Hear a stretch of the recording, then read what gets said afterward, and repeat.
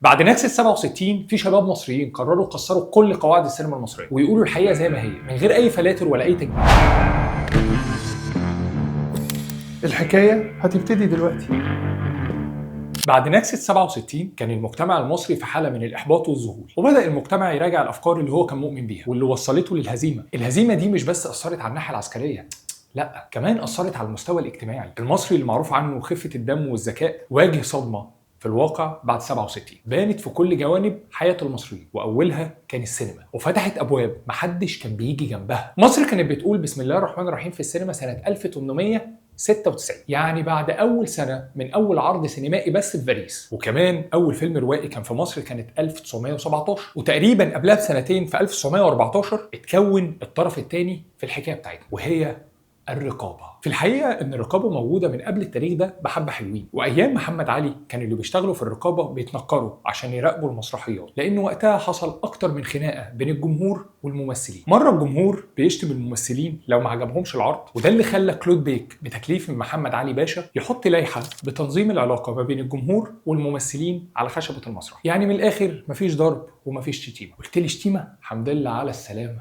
إحنا النهاردة بقى جايين نتكلم عن الشتيمة في تاريخ السينما المصرية. الشعب المصري بيحب الهزار والإفيه الحلو، والشتيمة شيء موجود من زمان، وكان ممكن ينتشر عادي في السكيتي كده يعني مثلا في مذكرات النشال المعلم عبد العزيز النص اللي مكتوبة سنة 1927، الكاتب على لسان صاحب المذكرات في آخر جملة في المقدمة حرفيا بيشتم القراء، بس بدل ما تتضايق أو تزعل هتبتسم. تخيل بقى ليه بقى النهارده بتبتسم من الشتيمه؟ لانك عارف وجودها في المكان ده هزار. بس خليني اقول لك، هو احنا اصلا ليه بنشتم؟ البشر من البدايه لقوا ان الشتيمه زيها زي الضرب، ليها تاثير مؤلم. اصل احنا مش كل ما نعمل مشكله هنمسك بعض ونعجن في بعض، يعني في اماكن ومواقف ما ينفعش فيها كده. وخليني اوسع الدايره شويه واقول لك ان هنا انا بتكلم على الاهانه اللفظيه عموما، اللي من ضمنها الشتيمه الصريحه. يا راجل ده حتى شكسبير ما قدرش يمسك لسانه وكان بيشتم على لسان شخصياته. طبعا هنلاقي مثلا في مسرحيه الملك لير نص كامل على لسان شخصيه بيشتم فيها كميه شتيمه نقدر نصنفها من الاخف للاتقل، وانت فاهم وانا فاهم ومفيش داعي نحط تيت. المهم ان بعد كل الكلام اللي قلناه ده الانسان بيشتم، ده شيء طبيعي في موقف ضعف، عايز ينتقم او يعلم على خصمه. مين بقى عجبه موضوع الشتيمه ده؟ الفلاسفه طبعا. هم الفلاسفه دول بيسيبوا حاجه في حالها جت يعني على الشتيمه؟ بحسب كتاب صفحه على الوجه للفيلسوف الامريكي ويليام إيرفاين، فالراقيين من الفلاسفه في القرن ال13 الميلادي كانوا مؤمنين بمبادئ الفضيله، وبداوا يدرسوا موضوع الشتيمه ده عشان ما كانش عاجبهم، وطلعوا بقى بشويه نتائج هقولها لك كمان شويه. نرجع بقى لمجموعه الشباب الغضبانين، فاكرينهم؟ دولت كانوا مجموعه سينمائيين مصريين، استاذ رأفت الميهي، استاذ داوود عبد السيد، استاذ سعيد الشيمي، وناس غيرهم كتير. اختاروا صفحتين في مجله الكواكب سنه 1968 علشان يقولوا كلمتين ويعلنوا المبادئ اللي اتفقوا عليها في بيان. البيان ده بقى بيقول ايه؟ عايزين سينما مصريه بتفهم حركه المجتمع المصري بصوره حقيقيه، وسينما تكشف حياه المواطن المصري وسط كل العلاقات دي. عايزين سينما معاصره تستفيد من خبرات السينما العالميه، الى اخر البيان. الحركه دي كانت بترفض كل التراث القديم اللي كانوا شايفينه ما بيعكسش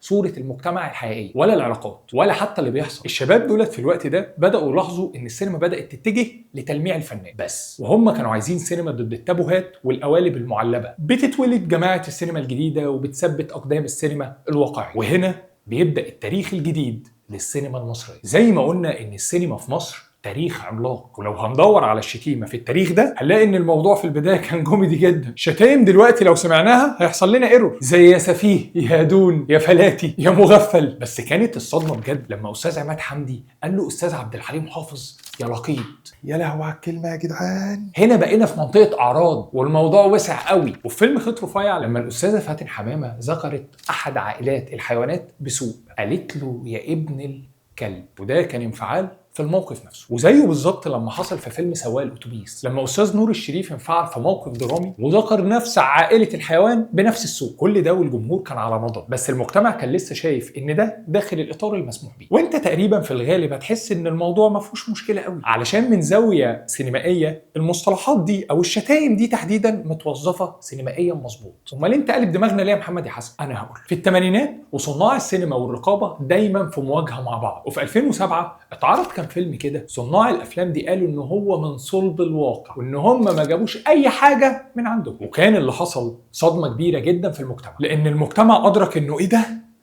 هو ده اصلا بيحصل بجد ولا ده تشويه متعمد عشان يعلوا الايرادات ولا ايه بالظبط يا جماعه؟ ما بين الشتايم الكتيره والاوضاع الغريبه اللي بتنقلها الافلام ديت انقسم المجتمع. في جزء كان مؤيد لواقعيه الافلام دي، وفي دراسات وقتها اكدت انه شريحه من الناس وخاصه الشباب كانوا شايفين ان الافلام دي برغم فجاجتها ولكن هي بتعبر عن الواقع وبتلفت النظر لمشكلات كتير، وبرغم كل ده انها فيها شيء ايجابي، وان السينما اخيرا بقت قادره انها تمثل شيء من الواقع والمجتمع. سينما بتتكلم زي الشارع، مشاكلها مشاكل الشارع. في الناحيه الثانيه الصدمه كانت شديده جدا، والناس كانت شايفه ان الافلام دي لا يمكن تكون بتمثل الواقع، حتى لو كانت الافلام دي بتناقش اوضاع وبتمثل فئات المجتمع الفقير او اللي بتعاني من الوضع الاقتصادي اللي وقتها ما كانش احسن حاجه. الجرأه في طرح الافلام ديت خلت الخناقه تكبر ويبقى فيها كذا طرف، واولهم الرقابة اختلفت معاييرها من زمن للتاني. يعني مثلا الرقابة قبل 23 يوليو كانت بتهتم بالموضوعات السياسية والأفلام اللي بتحوم من بعيد أو من قريب وبتناقش نظام الحكم. بعد 23 يوليو المعايير اتغيرت وبقى فيه حرية أكتر وبقى سقف المسموح بيه عالي شويه. مع تغيير الزمن وظهور السينما الواقعية ظهرت إشكاليات كتير، مواقف وأحكام وجهات رقابية غير رسمية دخلت على الخط، زي الجهات الدينيه او الحقوقيه اللي بتهتم اصلا بحقوق الطفل وازاي يظهر في السينما، وهي ايه اصلا الافلام اللي المفروض تتعرض وتكون مناسبه للاطفال. وده ياخدنا للكلام عن مصطلح للكبار فقط اللي ظهر سنه 1954 وتسمى بقانون الاحداث، وده كان بيمنع دخول السينما لاي حد تحت ال 16 سنه. واتقسمت الافلام لنوعين: افلام للكبار فقط وهي اللي فيها مشاهد عنف ممكن تولد للاطفال والمراهقين عنف، او يخليهم ينبهروا بالشخصيات اللي بتعمل اعمال عنف جوه الافلام دي او منافيه للاداب العام. والنوع الثاني من الافلام هي الافلام العامه وتصنيفها ماشي مع الكل بحسب كلام استاذه اعتدال ممتاز، ودي رقيبه سينمائيه على المصنفات الفنيه لمده 30 سنه. قالت ان الرقابه حاولت تطبق القانون ده بس كان بتطبق اكتر على الافلام الاجنبيه اللي دايما ما كانتش بتمثل المجتمع كله، ولكن المجتمع تحفظاته لسه ما خلصتش. وهنا يظهر نوع جديد من الرقابه اسمه الرقابه النخبويه، وهي مجموعه من الافراد في المجتمع بيتم تصويرهم في السينما بصوره معينه: المحامي المرتشي، الشاب الفقير البلطجي. والناس هنا كانت بتعترض عشان خايفه من حاجه اسمها التنميط.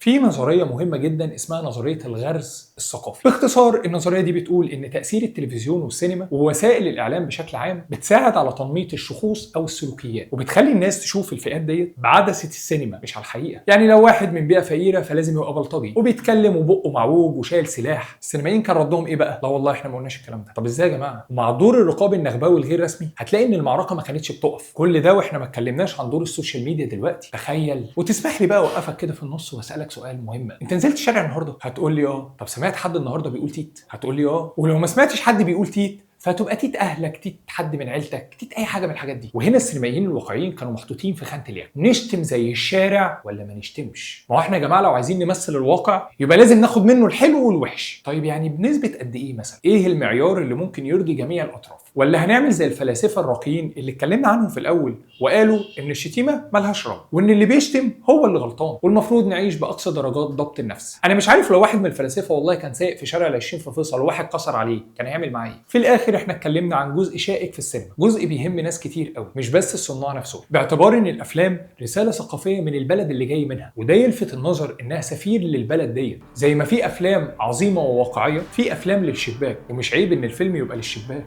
ده في حد ذاته نجاح. الفكره بقى ان الفيلم ده واقعي، اقصد اقول ان معالجته متصله بالواقع، بيحكي اصلا قصه حلوه، طب بيقدم اصلا معاناه صادقه. هل نعتبر ان دي معايير كفايه؟ عرفت بقى ازاي تقول فشخ في السينما المصريه؟ بس كده احنا كده خلصنا. لو عجبتك الحلقه تقدر تعمل سبسكرايب ولايك، ويا ريت تكتبوا لنا في الكومنتات لو انتم مكان صناع السينما ايه رايكم وناويين تعملوا ايه بالظبط. سلام ايها المشاهد الجميل.